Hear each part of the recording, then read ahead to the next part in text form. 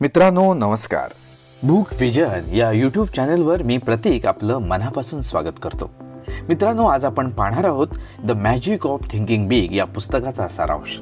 David Joseph shorts यांनी लिहिलेल्या the magic of thinking big या पुस्तकात मोठ्या विचारसरणीची ताकद आणि तिच्या मदतीने जीवनात यश कसं मिळवायचं हे स्पष्ट केलं आहे. हे पुस्तक फक्त यशस्वी होण्याच्या कल्पनांवर नव्हे तर त्या प्रत्यक्षात कशा उतरवायच्या यावर भर देतं. चला तर मग या पुस्तकातील महत्त्वाच्या संकल्पनांचा सखोल अभ्यास करूया. यातील पहिली संकल्पना आहे मोठा विचार करा आणि मोठं यश मिळवा. विश्वास ठेवा आणि कृती करा. मित्रहो, आपण मोठं यश मिळवू शकतो यावर विश्वास ठेवणं हे पहिलं पाऊल आहे.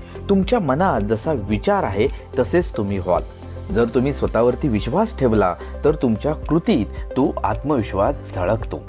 तर हा मोठा विश्वास निर्माण कसा करायचा याची प्रक्रिया देखील या पुस्तकामध्ये सांगितलेली आहे. मित्रांनो, दिवसभरात स्वतःला सकारात्मक वाक्य सांगा की मी हे करू शकतो. आपलं स्वप्न मोठं ठेवा आणि त्यावर काम करण्याची योजना बनवा. स्वतःच्या क्षमतेवर शंका घेणारे विचार दूर करा. तुमच्या स्वप्नांना एक स्पष्ट दिशा द्या. त्यासाठी एक ठोस कृती योजना तयार करा. आत्मविश्वास वाढवण्यासाठी यशस्वी लोकांच्या सवयी आत्मसात करा. दोस्तांनो, तुम्हाला माहीतच आहे की थॉमस एडिसनला 10,000 वेळा अपयश आलं तरी तो म्हणाला की मी 10,000 मार्ग शोधले जे काम करत नाहीत. त्याचा मोठा विचार आणि त्याच्या चिकाटीमुळेच आज आपण दिवा वापरू शकतो. यानंतरची महत्त्वाची संकल्पना म्हणजे अपयशाचे बहाणे देणे थांबवा. अपयशाचे कारण शोधण्याऐवजी उपाय शोधा. बरेच लोक आपल्या अपयशासाठी परिस्थितीला दोष देतात, पण पुस्तकात सांगितल्याप्रमाणे यशस्वी लोक बहाणे शोधत नाहीत तर ते उपाय शोधतात. समजा तुम्ही एखाद्या गोष्टीमध्ये मागे पडत असाल तर स्वतःला विचारा, मी यावर नियंत्रण मिळवण्यासाठी काय करू शकतो. मी गरीब कुटुंबात जन्म घेतला म्हणून मी यशस्वी होऊ शकत नाही असा जर का तुम्ही विचार करत असाल तर तो विचार आधी सोडून द्या. त्याऐवजी मी चांगले निर्णय घेऊन माझे भविष्य घडवू शकतो असा विचार करा. तुमच्या आयुष्यात ज्या गोष्टी तुम्हाला अडवतात त्या ओळखा आणि त्या दूर करण्यासाठी ठोस योजना तयार करा. बहाण्यांची यादी करा आणि त्या प्रत्येक बहाण्यासाठी उपाय शोधा. उदाहरणार्थ, अब्दुल कलाम यांचा जन्म एका सामान्य कुटुंबात झाला, पण त्यांनी त्यावर बहाणे न करता शिक्षण आणि मेहनतीच्या जोरावर भारताचे राष्ट्रपती होण्याचा मान मिळवला. याबरोबरच तिसरी महत्त्वाची संकल्पना या पुस्तकातून आपल्याला शिकायला मिळते ती म्हणजे मोठे स्वप्न बघा आणि मोठं ध्येय ठेवा. यशस्वी लोकांच्या सवयी आत्मसात करा. मोठ्या ध्येयांचे छोटे छोटे टप्पे करा आणि त्यावर सातत्याने काम करा. तुमच्या ध्येयांचे स्पष्ट वर्णन करा. त्यासाठी एक वेळापत्रक बनवा.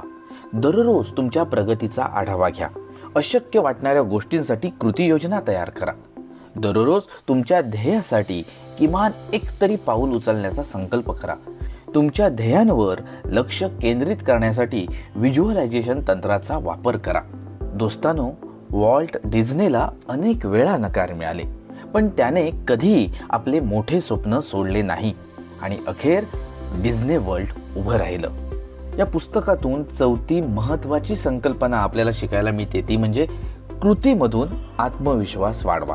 मित्रांनो, आत्मविश्वास हा नेहमी कृतीतूनच निर्माण होतो. भीती आणि संकोच बाजूला ठेवून लहान लहान कृती आपल्याला मोठ्या यशाकडे वाटचाल करायला शिकवतात. आपल्यामध्ये आत्मविश्वास निर्माण करण्यासाठी दररोज लहान एखाद्या आव्हानात्मक गोष्टीचा सामना करा. स्वतःला सतत प्रेरित करा आणि आत्मविश्वास वाढवा. जर मी प्रयत्न केला तर मी हे करूच शकतो हा मंत्र जपा. स्वतःच्या भीतीवर मात करण्यासाठी स्वतःला नवीन गोष्टी शिकण्यास प्रवृत्त करा.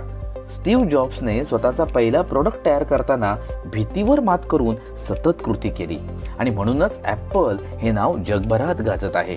मित्रांनो, खरंच the magic of thinking big हे अतिशय प्रॅक्टिकल पुस्तक आहे. या पुस्तकातल्या गोष्टींचा वापर आपण आपली ध्येय पूर्ण करण्यासाठी नक्कीच करू शकतो आणि म्हणूनच नेहमी मोठी स्वप्न पहा आणि नेहमी लक्षात ठेवा, सपने उन्हीं के पूरे होते हैं जिनके सपनों में जान होती है. सपने उन्हीं के पूरे होते हैं जिनके सपनों में जान होती है। अरे पंखों से कुछ नहीं होता, हौसलों से उडान होती है, हौसलों से उडान होती है। तेव्हा मोठे विचार करा, कृती करा आणि सतत प्रगती करा। The magic of thinking big हे पुस्तक तुम्हाला तुमच्या आयुष्यातील मोठ्या ध्येयांची पूर्तता करण्यासाठी मदत करेल। आता तुम्ही ठरवा तुम्हाला कोणता मोठा विचार करायचा आहे। यापैकी तुम्हाला नेमकी कोणती संकल्पना सगळ्यात जास्त आवडली हे तुम्ही कमेंटमध्ये नक्की कळवा। हा व्हिडिओ जर तुम्हाला आवडला असेल तर नक्की लाईक करा, शेअर करा आणि सबस्क्राईब करा। धन्यवाद।